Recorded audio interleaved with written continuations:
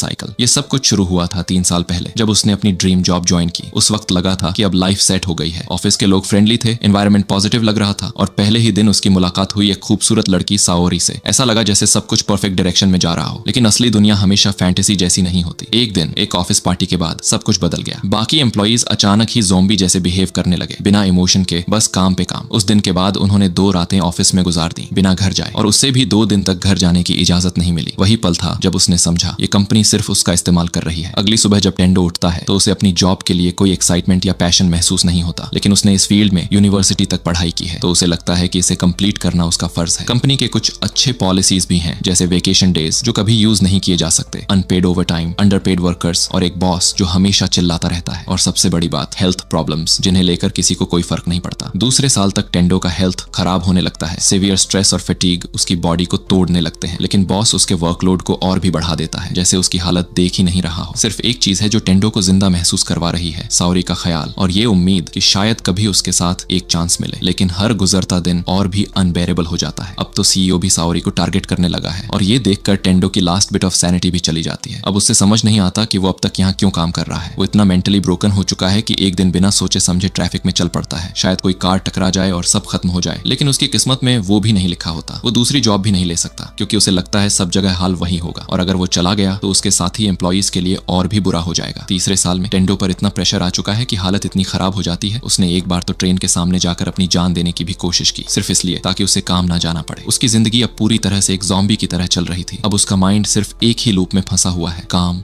काम और फिर काम। सब कुछ ब्लैक एंड व्हाइट लगने लगा है, जैसे जिंदगी में कोई रंग ही नहीं बचा। अगले दिन सुबह जब उठता है तो सिर्फ काम के ख्याल से उसे मिनी पैनिक अटैक आ जाता है। फिर भी मैकेनिकल तरीके से कपड़े पहनता है, बैग उठाता है और काम के लिए निकल पड़ता है। लेकिन जैसे ही घर से बाहर निकलता है उसकी नजर पड़ती है मेल बॉक्स पर। एक लेटर पड़ा होता है। तब उसे याद आता है कि उसने अपना पार्किंग पास का पेमेंट नहीं किया है। वो तुरंत बिल्डिंग मैनेजर के रूम की तरफ जाता है, सोचता है कि वहां जाकर एक्सप्लेन कर देगा। दरवाजे पर नॉक करता है, कोई जवाब नहीं, लेकिन दरवाजा थोड़ा सा खुला हुआ होता है। वो धीरे से अंदर जाता है, लेकिन जो सीन सामने होता है वो कुछ और ही होता है। बिल्डिंग मैनेजर जिसका सिर किसी और के पेट के अंदर घुसा हुआ होता है। एक हॉरिफाइंग सीन। और इसी मोमेंट में टेंडो को पहली बार काफी टाइम बाद कोई रंग नजर आता है। शॉक में वो तुरंत रूम से भागता है, बिल्डिंग के बाहर जाने की कोशिश करता है, लेकिन वहां और भी ज़ॉम्बीज होते हैं। घबराहट में वो सीढ़ियों से ऊपर की तरफ भागता है, और उस मोमेंट में भी उसके दिमाग में एक ही थॉट होता है, अगर ये चला तो मैं काम के लिए लेट हो जाऊंगा। लेकिन तभी आसमान से एक प्लेन गिरता हुआ दिखता है, एकदम साइलेंट शॉक। और तब उसे रियलाइजेशन होता है वो सारे बॉसेस, वो सारी अथॉरिटी जिसने उसकी जिंदगी को लिविंग हेल बना दिया था, सब मर चुके हैं। अब उसे काम पे जाने की जरूरत नहीं है, अब उसे किसी को इम्प्रेस करने की जरूरत नहीं है। उसके जिंदगी में फिर से रंग लौट आए हैं। वो एक रूफटॉप पर बैठता है और सोचता है कि अब उसके पास फ्री टाइम है तो वो सब कुछ कर सकता है। फिर वो साओरी के बारे में सोचता है और सोचता है कि क्या वो ठीक है, और वो तैयार होता है उसे कन्फेस करने के लिए, चाहे इससे उसके लिए मरना ही क्यों ना पड़े। उसे क्या फर्क पड़ता है कि वो सीईओ की साइड चिक थी, वो मोटा बॉस जो भाग भी नहीं सकता पक्का मर चुका होगा। ये सोचकर वो अपनी साइकिल पर सवार होता है ताकि उसके घर का पता लगा सके। लेकिन जब वो वहां पहुंचता है तो वो बॉस के जूते वहां पाता है, और वो मोटा ज़ॉम्बी बन चुका होता है। तो वो इसका फायदा उठाकर सीधा बोल देता है, मैं ये जॉब छोड़ रहा हूं मोटे, और उसे खिड़की से बाहर फेंक देता है। अफसोस की बात है कि साओरी भी वहां थी और वो भी ज़ॉम्बी बन चुकी थी। आंसुओं से भरी हुई आंखों से वो उसे दिल की बात कन्फेस करता है ताकि अंदर का बोझ हल्का हो सके, और फिर तुरंत खाने से बचने के लिए भाग लेता है। उस रात वो सोचता है कि अब उसे क्या करना चाहिए। दुनिया की इस हालत में वो कभी भी मर सकता है, इसलिए उसे इसका पूरा फायदा उठाना चाहिए। ये सोचकर वो एक बकेट लिस्ट बनाता है उन चीजों की जो उसे मरने से पहले करनी है। अगले दिन टेंडो को अपनी नरक जैसी वर्किंग कंडीशंस का एक डरावना सपना आता है, और वो चीखते हुए उठता है। लेकिन उसे राहत मिलती है जब उसे एहसास होता है कि अब उसकी दुनिया काफी बेहतर हो चुकी है, क्योंकि यह एक ज़ॉम्बी अपोकैलिप्स है और वो इसके लिए तैयार है। एक नए जज्बे के साथ जो अब उसके पास जिंदगी जीने के लिए बचा है, वो आखिरकार अपने कमरे को साफ करता है। पूरे 1 साल बाद फ्रिज से एक बियर निकालता है और उसका स्वाद पूरी तरह महसूस करता है, और ये थी उसकी पहली बियर ऑफ फ्रीडम। उसी वक्त न्यूज चैनल पर दिखाया जा रहा है कि शहर में तबाही मची हुई है, हर जगह आग लगी है और न्यूज रूम भी ओवररन होने के खतरे में है। लेकिन इस सब के बीच एक न्यूज लेडी अभी भी अपने काम पर खड़ी है, डर के बीच रिपोर्ट करती हुई। लेकिन ये सब ज्यादा देर तक नहीं चलता। ज़ॉम्बीज के अटैक के वजह से वो भी बंद हो जाता है, और उसे पता है ऑब्जेक्टिवली दुनिया बर्बाद हो चुकी है। लेकिन अभी उसका बस एक ही प्लान है, बियर पीना और आराम करना उन सालों के टॉर्चर के बदले में। लेकिन जैसे ही वो फ्रिज से एक और बियर लेने जाता है, एक कड़वी सच्चाई उसका इंतजार कर रही होती है। उसके पास बियर खत्म हो चुकी है, और यह आज उसके साथ होने वाली सबसे बुरी चीज है। वो सिर्फ चैन से लेटना चाहता था, लेकिन अब उसे और बियर लेने के लिए बाहर निकलना पड़ेगा और ये सफर आसान नहीं होगा। लेकिन क्या ऐसा लेजी दिन सच में हो सकता है अगर उसके पास बियर ही ना हो पीने के लिए? इसीलिए चाहे उसका दिल कितना भी आराम करने का हो, उसे ये करना ही पड़ेगा। जब वो अपने मॉरल डिलेमा में उलझा हुआ है, तभी दूसरे कमरे में एक कपल है जो इस एपोकलिप्स से काफी डरा हुआ है, जैसे कोई भी नॉर्मल इंसान होता। लड़का लड़की से कहता है, अगर हम एक और दिन यहाँ रुक गए तो शायद कोई हमें बचा लेगा, लेकिन उन्हें कोई बचाने नहीं आने वाला। लड़का बैल्कनी पर जाकर प्रार्थना करता है कि कोई भी उनकी मदद के लिए आए, और जैसे ही वो यह कहता है, उसकी नजर पड़ती है टेंडो पर, जो एक पाइप से नीचे उतर रहा होता है। लड़का घबरा जाता है और तुरंत कहता है, अंदर आ जाओ जब तक सेफ हो। लेकिन टेंडो बिल्कुल शांत है, कहता है, मैं ठीक हूँ, बस कुछ चीजें लेने सुपरमार्केट जा रहा हूँ। फिर वो कैजुअली अपने आप को उनका नेक्स्ट डोर नेबर इंट्रोड्यूस करता है। लड़का टेंडो के इस नॉनशलांट एटीट्यूड से शॉक्ड होता है। पाइप से लटका हुआ बंदा फुल चिल मोड में। फिर वो अपना नाम बताता है, कोसाका। टेंडो अब थोड़ा बेहतर करने की कोशिश करता है, और क्योंकि वो सुपरमार्केट जा रहा होता है तो कैजुअली पूछता है, कुछ चाहिए? Noodles, toilet paper? जब टेंडो अपनी साइकिल से सड़क पर हवा की तरह निकलता है तो ज़ॉम्बीज उसकी तरफ अट्रैक्ट होने लगते हैं और कुछ ही देर में उसका पीछा करने लगते हैं। उस मोमेंट में उसे एहसास होता है, अगर वो घेर लिया गया तो यहाँ उसका मरना पक्का है। लेकिन आज बियर के बिना रहना उसके लिए ऑप्शन ही नहीं है, तो ये रिस्क लेना जरूरी है। वो फाइनली एक सुपरमार्केट तक पहुंचता है, जिसके बाहर एक और साइकिल खड़ी होती है और उस पर एक कैमरा भी लगा होता है। लेकिन टेंडो इस सब पर ध्यान नहीं देता, क्योंकि उसका पूरा फोकस सिर्फ एक चीज पर है, बियर। वो दरवाजा तोड़कर अंदर घुसता है और बियर सॉन्ग गाते हुए शॉपिंग करना शुरू करता है। तभी उसकी नजर एक लड़की पर पड़ती है जो फ्रिज के पास खड़ी होती है। उस मोमेंट में उसे अपने ही गाए हुए सॉन्ग पर इंस्टेंट क्रिंज फील होता है। वो प्रिटेंड करता है कि कुछ हुआ ही नहीं, नॉर्मल रहने की कोशिश करता है, लेकिन लड़की कुछ भी नहीं कहती। और जब ऑकवर्ड साइलेंस ज्यादा लंबा हो जाता है तो टेंडो बात करने की कोशिश करता है, लेकिन लड़की बिना कुछ कहे उसके पास से गुजर जाती है। वो डेस्परेट होकर अपना कॉन्टैक्ट इन्फो देने की कोशिश करता है, लेकिन तभी फाइनली लड़की बोलती है, तुमने अपनी जान खतरे में डाल दी सिर्फ कुछ बियर्स के लिए, और ऐसे वक्त में तुमने पानी तक नहीं उठाया। और वो सोचती है कि ऐसे वक्त में जो लड़का समझदारी ना दिखाए वो सिर्फ एक बोझ है, और सबसे बुरा, उसने दरवाजा प्रॉपर्ली बंद भी नहीं किया। अब ज़ॉम्बीज अंदर आ रहे हैं। टेंडो लड़की को बचाने के लिए उसके सामने आने की कोशिश करता है, लेकिन लड़की उसे पीछे खींच लेती है, और तभी एक ट्रक दीवार तोड़कर अंदर घुस जाता है और ज़ॉम्बीज उससे बस एक जबरदस्त इत्तेफाक से कुचल जाते हैं। टेंडो इस इंस्टेंट मिरेकल से बच जाता है, लेकिन वो इससे कुछ वैल्यूएबल सबक भी सीखता है। रिस्क एनालाइज करने से पहले कुछ मत करो और दरवाजा हमेशा बंद रखो। वो उम्मीद करता है कि वो लड़की से दोबारा कभी मिले, लेकिन अभी टाइम नहीं है इमोशनल कनेक्शंस के लिए। उसके साइकिल ट्रक के नीचे आकर बर्बाद हो चुकी है और अब ज़ॉम्बीज उसकी तरफ बढ़ रहे हैं। भागने का कोई रास्ता नजर नहीं आता, लेकिन तभी उसकी नजर एक स्कूटर पर पड़ती है। उसका नया भाग निकलने का जुगाड़ मिल गया है। राइड अपग्रेड हो चुकी है और इस नए मोड में उसके दिमाग में एक ख्याल आता है। अपोकलिप्स शुरू होने के वक्त रश आवर थी, तो सड़कों पर हजारों छोड़ी गई गाड़ियां होंगी जिनमें शायद अभी भी कीज हो। शायद मुझे इससे भी बेहतर कुछ मिल जाए। और जैसे ही वो यह सोच रहा होता है, उसकी नजर कॉर्नर में पड़ती है और अब उसके पास एक धमाकेदार गाड़ी है। वो फाइनली अपने अपार्टमेंट तक पहुंचता है और कोसाका के फ्लैट पर रुकता है, लेकिन जो वहां उसे मिलता है वो सिर्फ एक खून से लथपथ मंजर होता है। और उस पल उसे लगता है शायद वो कोसाका से दोबारा कभी मिल नहीं पाएगा। उस रात उसके दिमाग में एक बात घूमती है, कभी भी कुछ भी हो सकता है, लेकिन अगर ऐसा है तो भी वो पूरी तरह से जीना चाहता है और वो सब कुछ करना चाहता है जो काम के चक्कर में कभी नहीं कर पाया। वो गहरी सोच में डूबता है और लिखता है एक लिस्ट, एक प्लान, सब कुछ जो वो करना चाहता है। अगले दिन हम लड़की को एक पेंट हाउस में देखते हैं। वो अपनी सुबह की रूटीन शुरू करती है, 10 किलोमीटर ट्रेडमिल पर दौड़ती हुई ज़ॉम्बी अपोकलिप्स को सर्वाइव करने के लिए पूरी तरह सीरियस अप्रोच के साथ। वो ज़ॉम्बीज के मूवमेंट का एनालिसिस करती है, लेकिन उन्हें ऑब्जर्व करने के लिए उसे नीचे जाना पड़ता है ताकि वो डेटा कलेक्ट कर सके। इसी वजह से वो पहले सुपरमार्केट गई थी, जहां उसकी मुलाकात टेंडो से हुई थी। वो पहले से ही मार्केट में क्रैश हुआ ट्रक और टेंडो का एनालिसिस कर रही है। फिर वो टेंडो के फुटेज देखती है जो उसने रिकॉर्ड किया था और सोचती है कि शायद उसका तरीका भी कुछ कम नहीं। दूसरे सर्वाइवर्स के बीच एक छोटी लड़की अपने पापा की मौत पर रो रही है। क्लब मैनेजर उस लड़की को संभालने की कोशिश करता है और कहता है तुमने अब तक बहुत अच्छा किया है। लेकिन जब वो बात कर रहा होता है तब उसका एक आदमी आता है और बताते हैं कि ज़ॉम्बीज वापस आ गए हैं। मैनेजर लड़की से कहता है तुम्हें कुछ करना होगा और मैं वापस आऊंगा। वो लोग बाहर निकलते हैं एक धमाकेदार तरीके से ज़ॉम्बीज का सामना करने के लिए और क्लब में बचे लोगों की रक्षा करने। इस बीच टेंडो अपनी नए मोटरसाइकिल के साथ अपनी बेस्ट लाइफ जी रहा होता है। वो शिंजुकू डिस्ट्रिक्ट आता है अपने बेस्ट फ्रेंड केंचो को ढूंढने के लिए। कुछ टाइम पहले टेंडो एक कूल बियर्ड उगाने की कोशिश कर रहा था, लेकिन जल्दी करने के चक्कर में मार्कर से ड्रॉ करने लगा जो बिल्कुल वैसा नहीं दिखा जैसा वो चाहता था। फिर उसने बियर्ड हटा दी और शेव कर लिया। वो सोचता है आज क्या करूं, तभी उसे पता चलता है कि उसका फोन मैसेज रिसीव कर रहा है। वो खुशी से झूम उठता है, मतलब इंटरनेट फिर से चल पड़ा है। पिछले 3 साल से जब से वो काम शुरू किया है उसके पास अपने पुराने दोस्तों से बात करने का मौका नहीं था। अब वो उनसे कैचअप करना चाहता है। वो अपने सब दोस्तों को मैसेजेस भेजता है और रिप्लाईज का इंतजार करता है, लेकिन धीरे धीरे उसे समझ आता है इंटरनेट इसलिए चल रहा है क्योंकि नेटवर्क ट्रैफिक बहुत कम है। इसका मतलब है उसके ज्यादातर दोस्त अब नहीं रहे। ये सोचकर उसका मन थोड़ा भारी हो जाता है। उसने अपने सारे वो साल दोस्तों के साथ हैंग आउट करने के बजाय बस ओवर टाइम काम करते गुजारे, जो कितना बेकार था। वो अपने कॉन्टैक्ट्स स्क्रॉल करता है और अपने एक दोस्त केंचो को देखता है। उसे पता है कि केंचो एक फाइटर है, इसलिए उसके लिए यह सोचना भी नामुमकिन है कि वो ऐसे ही मर जाएगा। इस बीच केंचो बस यूं ही मरने वाला था। वो इस कमरे में 3 दिन से फंसा हुआ था, सिर्फ पानी के साथ, और हॉलवे ज़ॉम्बीज से इतना भर गया था कि उसके पास भागने का कोई रास्ता भी नहीं था। और सबसे बड़ी बात, वो इस ज़ॉम्बी औरत के साथ फंसा हुआ था। वो वहां बैठा था, सोच रहा था कि शायद यही उसकी जिंदगी का अंत है। उसकी जिंदगी उसके सामने फ्लैश हो रही थी और उसे टेंडो के साथ कॉलेज के दिन याद आ रहे थे। उस वक्त टेंडो ने एक्चुअली केंचो को कॉल किया था और वो कॉल देखकर केंचो बहुत शॉक्ड हुआ। टेंडो ने उसकी लोकेशन पूछी और केंचो बताता है कि वो शिनजुकू में है, लेकिन टेंडो के लिए वहां तक पहुंचना मुश्किल था, बिना ज़ॉम्बीज के चक्कर में खाए जाए। फिर भी यह बात उसे रोक नहीं पाई, इसलिए टेंडो शिनजुकू की तरफ निकल पड़ा। रास्ते में उसे याद आता है कि वो केंचो से ड्रिंक्स पर मिलता था, लेकिन असल में केंचो एक सक्सेसफुल रियल एस्टेट कॉन्ट्रैक्टर था, अच्छी सैलरी, बॉसेस का प्रेज और एक सच्ची लव लाइफ के साथ। केंचो ने एक बार टेंडो से कहा था कि शायद उसे अपनी जॉब छोड़ देनी चाहिए, लेकिन उस वक्त टेंडो इतने गहरे रैबिट होल में था कि उसे यह बात समझ नहीं आई और वो उस पर गुस्सा हो गया। उनकी छोटी सी हैंग आउट जल्दी खत्म हो गई। टेंडो कभी माफी नहीं मांग पाया और अब वो तैयार है ये करने के लिए। इस बीच पहले वाले मैनेजर को अपने फाइनल मोमेंट्स का सामना करना पड़ा था। जब ज़ॉम्बीज धीरे धीरे उसके पास आते, वो मौत का इंतजार कर रहा था, लेकिन एक दरवाजे से आने वाला कार का हॉर्न उसके लिए काफी था। ज़ॉम्बीज डिस्ट्रैक्ट हो गए और वो बच गया। ये हॉर्न आवाज उन ज़ॉम्बीज को भी अट्रैक्ट करती है जो केंचो को उसके कमरे में पकड़ कर रखे थे, इसलिए केंचो फाइनली अपने बंधन तोड़कर आगे बढ़ पाता है। जब वो देखता है कि ज़ॉम्बीज थोड़ी दूर चले गए हैं, तभी टेंडो आकर चिल्लाता हुआ माफी मांगता है कि उसने पहले केंचो की एडवाइस नहीं मानी और जलन की वजह से दूरी बनाई। लेकिन उनकी यह चिल्ला पुकार ज़ॉम्बीज को फिर से अट्रैक्ट कर देती है और दोनों को रूफटॉप पर जाना पड़ता है। वहां पहुंचकर उन्हें यह समझ आता है कि ज़ॉम्बीज उनके पीछे आ गए हैं, मतलब अब वो फंस चुके हैं। केंचो सोचता है कि शायद ये उनका अंत है, लेकिन टेंडो उसे यूं ही हारने नहीं देता। टेंडो कहता है कि उन्हें रूफटॉप्स के बीच जंप करना होगा। केंचो को यकीन नहीं होता कि वो इतना बड़ा जंप कर पाएगा। टेंडो पहले कूदता है और सफल होता है। अब केंचो की बारी है और वो भी टेंडो से माफी मांगता है कि उसने पहले जलन का एहसास कराया था। सच ये है कि वो अपनी जॉब से नफरत करता था, एक ऐसा धोखेबाज जो लोगों को बुरे कॉन्टेक्ट्स में फंसाता था। इसीलिए वो अच्छी चीजों का मजाक उड़ाता था ताकि अपने गिल्ट से बच सके, लेकिन असल में वो हमेशा से एक स्टैंड अप कॉमिक बनना चाहता था। टेंडो उसे कहता है कि अभी भी देर नहीं हुई है और केंचो को एहसास होता है कि अब गिव अप करने का वक्त नहीं है। वो दौड़ता है, कूदता है और किसी अजीब वजह से रास्ते में अपने सब कपड़े उतार देता है। जंप पूरा नहीं होता, इसलिए वो एक ऊंचे किनारे से लटक रहा होता है, लेकिन टेंडो उसे टाइम पर पकड़ लेता है। सबसे बड़ी तकलीफ तब होती है जब सीधा बॉल्स पर लगती है। फिर दोनों रात भर बिल्कुल नंगे होके पीते हैं, जैसे हर असली होमी करता है। अगले दिन टेंडो छत पर ज़ॉम्बी वीडियो गेम खेल रहा होता है, लेकिन जैसे ही वो गेम में मरता है और वो तुरंत वापस उसी झूले पर लौट जाता है जहां पहले लेटे हुए था। केंचो उसके लिए खाना बना रहा होता है और ये खाना टेंडो के लिए अब तक की सबसे बेस्ट चीज होती है जो उसने कभी टेस्ट की है। भले ही वो खाने से काफी खुश हो जाता है, लेकिन कहता है कि केंचो तो हर काम में ही एक्सपर्ट लगता है, इसीलिए तो वो हमेशा लड़कियों में पॉपुलर रहता है। लेकिन केंचो कहता है कि ऐसी कुकिंग स्किल्स तो नॉर्मल है और टेंडो की कमी शायद इसलिए है क्योंकि उसकी लव लाइफ कभी सेट ही नहीं हुई। टेंडो कसम खाता है कि वो आज किसी से डेट करेगा, लेकिन उसके ऑप्शंस इतना कहना ही काफी है कि वो बिल्कुल भी ठीक नहीं लगते। बाद में केंचो टेंडो की लिस्ट देख रहा होता है। वो थोड़ी अनरियलिस्टिक लगती है। सीरियसली क्या चांसेस हैं कि वो एपोकलिप्स के टाइम एक फ्लाइट अटेंडेंट से मिले, और उससे भी ज्यादा कि उसे वाइन और डाइन करने का चांस मिले। इसके लिए तो प्रॉपर कॉस्मिक अलाइनमेंट और एक मिरेकल चाहिए, लेकिन फिर भी टेंडो वही करेगा जो उसका दिल चाहता है, चाहे वो कितनी भी अनरियलिस्टिक क्यों न लगे। केंचो कहता है कि ठीक है, लेकिन लिस्ट में तो अभी तक 100 चीजें भी नहीं है। तो केंचो अपना एक ड्रीम ऐड करता है, स्टैंड अप कॉमिक बनने का, और इसके चक्कर में टेंडो को भी ये करना पड़ेगा। लेकिन क्योंकि टेंडो ने उसकी जान बचाई है, केंचो किसी भी चीज के लिए रेडी है, जो भी टेंडो सोच सकता है। ये बात सुनते ही टेंडो पूछता है, क्या हम मॉल जा सकते हैं मेगा फ्लैट स्क्रीन टीवी लेने के लिए? तो वो दोनों बाइक में बैठकर निकलते हैं टीवी लेने, लेकिन वहां पहुंचने से पहले उन्हें एक फ्लेमिंग डेड एंड मिलता है। वहां एक फायर फाइटर भी ज़ॉम्बी बन चुका होता है, और चीजें और भी बुरी हो जाती हैं जब एक ट्रक उनकी तरफ आ रहा होता है। केंचो बिल्कुल फ्रीक आउट कर रहा होता है। टेंडो को फ्लैशबैक आता है बियर रन के वक्त क्या हुआ था, और तभी उसके दिमाग में टैंकर जंप करने का एक क्रेजी आइडिया आता है। हाँ, क्रेजी आइडिया है, लेकिन केंचो कोई बेटर आइडिया नहीं दे रहा होता। वो टैंकर के ऊपर से कूद जाते हैं, लेकिन पीछे से टैंकर फट जाता है, जैसे किसी आग के भंडार में धमाका हो गया हो। आग इतनी तेजी से फैलती है कि उन्हें अंडरग्राउंड मॉल में घुसना पड़ता है सिर्फ जिंदा बचने के लिए। लेकिन अंदर हर तरफ ज़ॉम्बीज ही ज़ॉम्बीज हैं और बाहर जाने का कोई रास्ता नहीं। तो दोनों बिना सोचे समझे मोटरसाइकिल से कूदते हैं और एक पास के स्टोर की तरफ भागते हैं, जिसका दरवाजा थोड़ा सा खुला होता है। ज़ॉम्बीज उनके पीछे होते हैं, लेकिन वो स्टोर के अंदर घुस जाते हैं और दरवाजा जोर से बंद कर देते हैं, एक जंबी की उंगलियों पर। और तभी एक फ्लैशलाइट जलती है। दोनों मुड़कर देखते हैं और सामने खड़ी हैं 3 लड़कियां और एक आदमी जो डर के मारे चुप है। वो लोग पहले थोड़े डिफेंसिव होते हैं, उन्हें डर होता है कि कहीं टेंडो और केंचो इन्फेक्टेड तो नहीं, लेकिन जब दोनों कहते हैं कि वो सेफ हैं, केंचो खुशी से झूम उठता है। वो लड़की समझ नहीं पाती कि केंचो इतना खुश क्यों है जब सबके आसपास ज़ॉम्बीज भटक रहे हैं, लेकिन कम से कम ये एक कन्वीनियंस स्टोर है और एक बात तो पक्की है, वो लोग जल्दी भूखे नहीं मरने वाले। अगर उन्हें इस सिचुएशन से निकलना है तो ये बात क्लियर है, ये काम होश से नहीं दिमाग से होगा। सब लोग स्टोर के अंदर कुछ स्नैक्स और बियर्स ढूंढने लगते हैं और फिर एक जगह बैठकर उसे शेयर करना शुरू कर देते हैं। तभी एक लड़की कैजुअली पूछती है, क्या आप दोनों अपना इंट्रोडक्शन दे सकते हो? केंचो चिल मूड में अपना नाम बताता है और टेंडो का भी, लेकिन कोने में बैठा हुआ आदमी अभी भी उलझन में दिखता है। वो लड़कियों की तरफ देखकर पूछता है, तुम सब एक दूसरे को जानती हो? लड़कियां थोड़ा टेंस होकर इंट्रोड्यूस करती हैं। मैं राइका हूँ, ये माकी है और ये युकारी। केंचो इंटरेस्ट लेकर पूछता है, तुम लोग एक दूसरे को कैसे जानती हो? राइका जवाब देती है, हम साथ काम करती हैं। हमारी फ्लाइट जस्ट जापान में लैंड हुई थी, मतलब फ्लाइट अटेंडेंट्स। और तभी यह सब शुरू हो गया। केंचो की आंखों में चमक आ जाती है फ्लाइट अटेंडेंट्स सुनकर, और उसी मोमेंट पर टेंडो को रियलाइजेशन हिट करता है, ये है